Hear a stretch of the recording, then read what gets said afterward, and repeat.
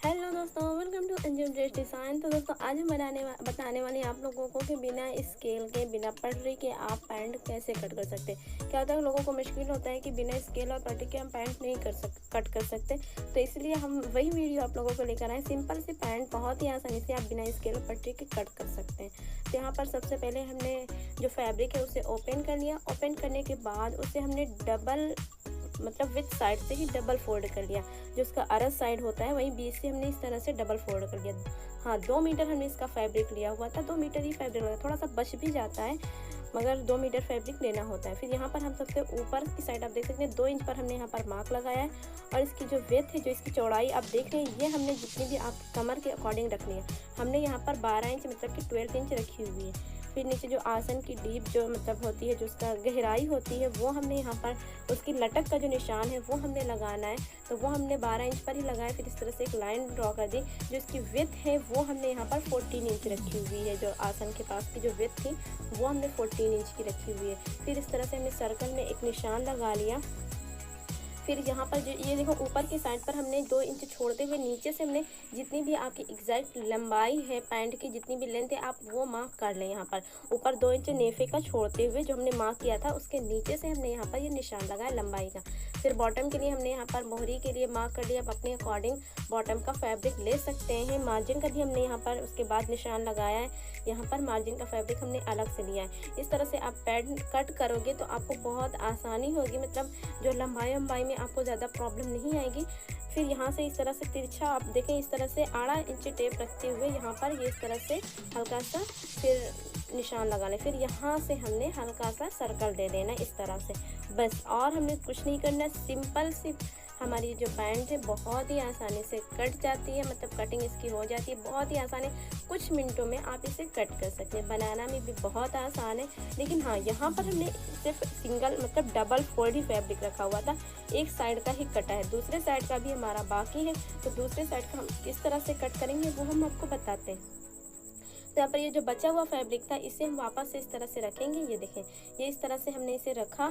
और यहाँ पर ये देखें, नीचे हमारा ज़्यादा फैब्रिक था, तो हम क्या करेंगे, यहाँ पर से ये इस तरह से इसे रख के इसे सेट कर लेंगे। ये देखें, ठीक है। इस तरह से हमें सेट करना है कि फैब्रिक कहीं पर भी कम ज़्यादा नहीं होना चाहिए। बिल्कुल हमारी जो ये हमारी पैंट है उसके सारे तरफ से, चारों तरफ से इसका जो फैब्रिक है वो बराबर होना चाहिए, नीचे वाला।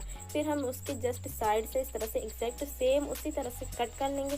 छोटा बड़ा जो आता है आप वो वाला भी कट कर सकते हैं, लेकिन हम यहाँ पर बिल्कुल बराबर कट करने वाले हैं। तो यहाँ पर हमने इस तरह से कट कर लिया।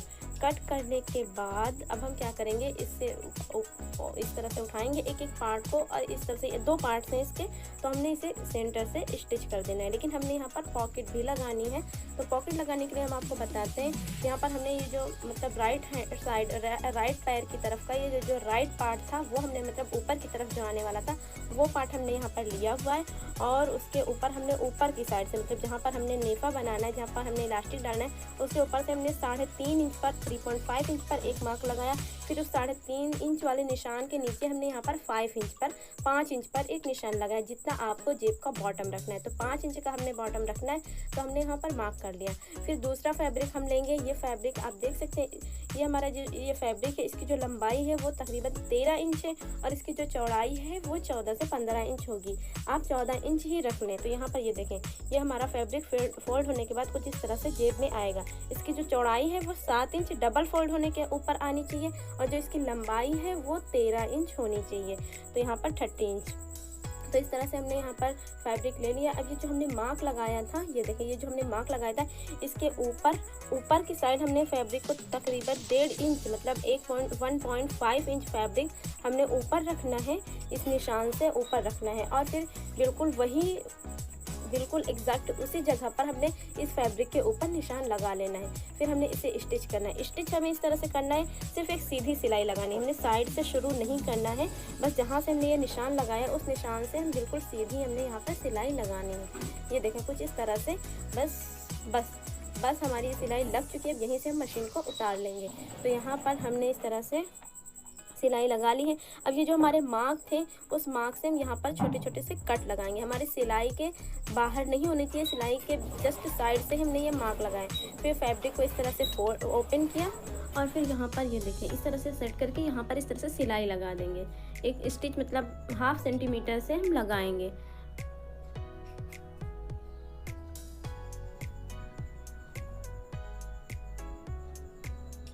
तो सिलाई जो है वो हमारी लग चुकी है। अब हम क्या करेंगे, फैब्रिक जो है ये देखें इस तरह से हमने सिलाई लगा ली। अब हमें से ये हमारा रॉन्ग साइड का जो फैब्रिक है, मतलब जो हमारा जेब वाला फैब्रिक है, उसे हम नीचे की तरफ से फोल्ड करेंगे। यहाँ पर ये देखें इस तरह से हमने नीचे की तरफ से फोल्ड करना है और फिर इस तरह से इसका जो साइड है वो स्टिच करना है। थोड़ा सा जो ऊपर जहाँ से हमने सिलाई लगाई थी उससे थोड़ा आप नीचे से छोड़कर फैब्रिक ये स्टिच करें। यहाँ पर देखें तकरीबन 1 इंच के करीब हमने फैब्रिक को छोड़ा हुआ है।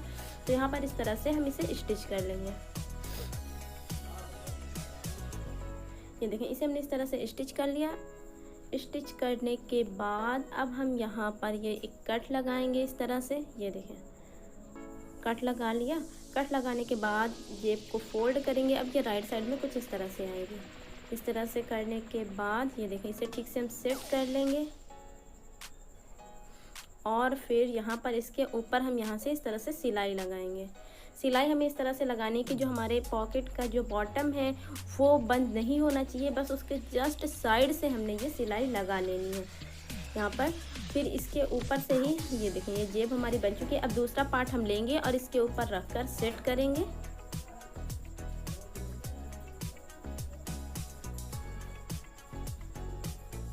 और फिर इसे स्टिच करेंगे। ये देखें इस तरह से जो दूसरा वाला पार्ट था हमारा वो हम स्टिच करेंगे। यहाँ पर भी हमने ध्यान रखना है कि हमने स्टिच करते वक्त जो हमारा मतलब पॉकेट है उसका जो बॉटम है वो स्टिच नहीं होना चाहिए, उसके बिल्कुल साइड से हमने यहाँ पर सिलाई लगानी है। तो ये इस तरह से हमने इसे स्टिच कर लिया।